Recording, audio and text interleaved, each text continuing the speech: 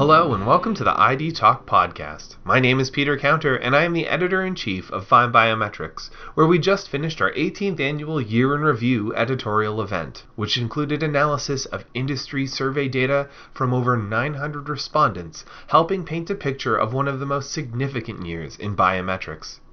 That's the starting point of today's episode, which features a conversation between FindBiometrics founder Peter O'Neill and Arnd Langguth, CEO of BioRugged.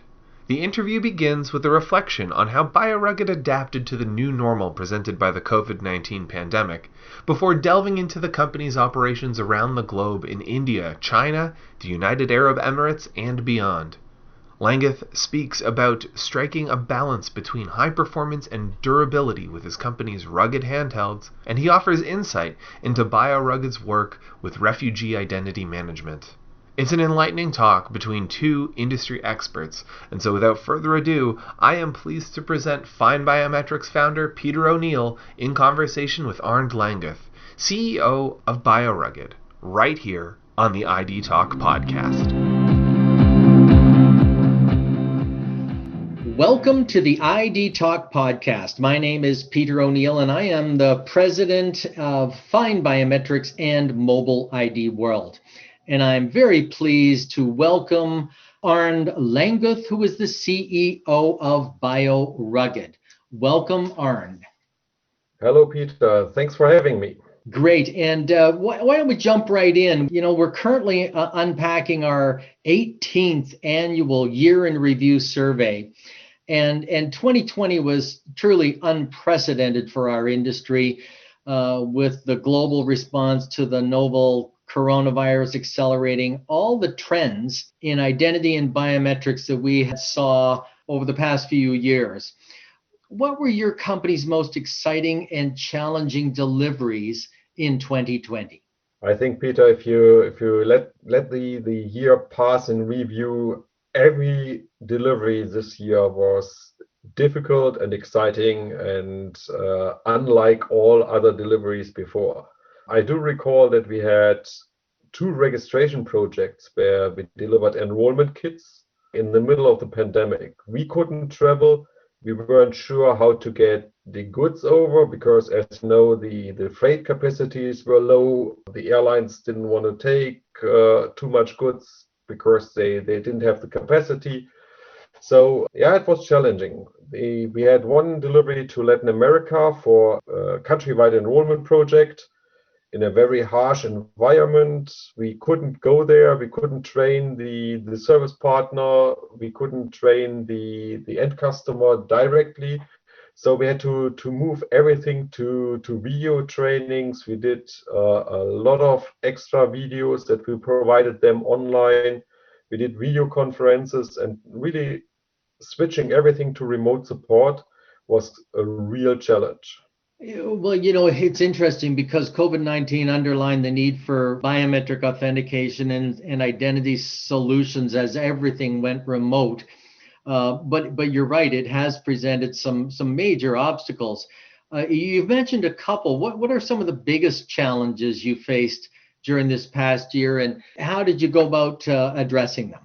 Us as a hardware vendor, our biggest challenge is that we couldn't get our technical team on the ground. We couldn't travel to a country because it was a high-risk country, or they didn't allow anyone to come into the country. So the biggest challenge for us was to make sure that our customers could really handle our equipment, that we could provide all the training remotely. We learned a lot about video editing, how to do good training videos, how to set up a video conference that we could actually train technicians on, and how to select the right people in a project remotely and make sure they get fully up to speed with the technical details. Well, you know, and it's clear the pandemic is far from over, with global vaccine distribution still expected to be ongoing until the end of this year, and even with the pauses, that could even be extended. How has BioRugged adapted to persist in this COVID-affected market over the long term, looking out over the years? Well, we decided that we will take more precaution. We geared up our team, so the team grows significantly. because supporting an installation or a project remotely and training technicians remotely requires a lot more manpower and dedicated time. When you go into a country and you can be on site and you see the people, you can achieve more in less time. So doing it remotely, we need more staff, and we immediately reacted to that. As you might know, we are expanding globally anyway, so we will have more subsidiaries, and we started building up in most of the countries we are acting in and on each continent to train up a service partner so that when we can't go there, our service partner is on standby and is able to assist our customers. Well, that segues well into my next question, and that has to do with your very significant global activity. BioRugged is active in some interesting and very varied regions around the world, including India, China, the UAE, and many African countries. How different are the biometric needs of these different cultures, and how does BioRugged meet those demands? That's a very interesting question. We find that especially in Africa, we see the biometric enrollment projects rolling out and going on a large scale for national ID cards, for voter registration cards, and they are all focused about providing service to the citizen, assuring an identity, making sure the citizen can execute his right to vote. That is a driving factor in Africa, which has certainly to do with the fact that the overall administration is not as good as in some other countries. I mean, India provided a good example of what you can do to a population if you really have everybody on record and you know how many people you have and you can tie the subsidiaries, the ID cards, all to a biometric identity. And that is a role model, and many African states are now adapting to it. Whereas in other parts of the world, like in Middle East, in some parts of Asia, we see that the security aspect of biometrics is much higher, making sure who comes into the country, having a police force that uses biometric heavily. That is a driving factor in Asia, in Middle East, and certainly to some extent in Europe. Latin America is a mixture of both. They do see a lot of security needs. On the other hand, we do have countries in Latin America that exercise large-scale enrollment projects for the same reason as the African countries do it. Actually, the Latin American region is a very exciting one, especially over the past couple of years. We've been writing a lot about deployments in all aspects, government, financial, etc. So a very exciting region of the world. Ruggedness is a quality that's a hallmark of your products. With a history in KYC, elections, and census taking in urban and rural regions, how do you strike a balance between high performance biometrics and durability?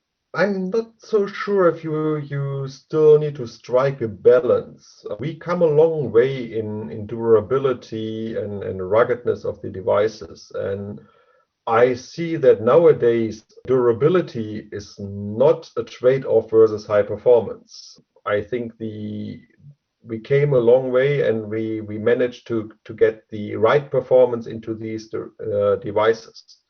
And if you see now that, which was a couple of years ago unthinkable, but in KYC projects that take 10 fingerprints on a mobile device that you can really take into the country, that you can charge by solar, it's not a trade-off anymore. These devices are really performant and they are very durable. It's been an exciting time for us with the KYC and enrollment projects, and especially now that we have devices that even include a FAP60 scanner, and we get recognized by NIBSS and NIMSI in Nigeria for having FAP60 mobile durable devices. You know, it's truly amazing, actually, when I think back, and I know you've been in the industry a long time as I have, but when I think back 10 years ago, I remember seeing some of the first quote portable units for these types of activities, and they came with a big huge briefcase that weighed a ton. And my goodness, the industry's come a long way. Now it fits in the palm of your hand and totally mobile. And so, congratulations on helping, move that along the path, because it is truly remarkable how far it's come in a quick amount of time. I'd like to talk a little bit about sectors that demand accuracy and versatility. Your technology has applications in refugee identity management. How do biometrics play into the modern refugee experience, and what are some of the challenges in that space? That is a very political question, I think, in some parts of the world. I think it could help a lot with the refugee situation in many countries. I know that the UN is trying to build up a biometric register.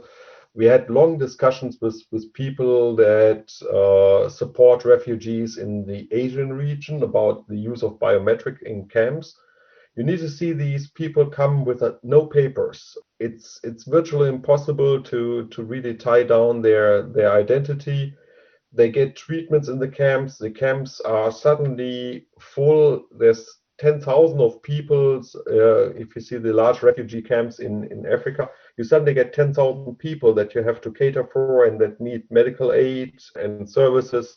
So the use of biometric could help their situation significantly, but it's politically not always wanted. Understand that. And now I'd like to pivot and talk a little bit about the future. How do you expect the challenges we faced in the past year to affect the overall biometric needs of customers over, let's say, the next 3 to 5 years? A bit of future gazing. I think COVID-19 will certainly push forward contactless biometrics. We will see a lot of authentication moving to face. We will see probably a much bigger market share of iris biometrics, which we all have been waiting for a couple of years. On the other hand, fingerprint biometrics will still be the gold standard of enrolling people and deduplicating people. And it's not that you can think it away. I mean, we have a global pandemic. Everybody is talking about hygiene, not touching things.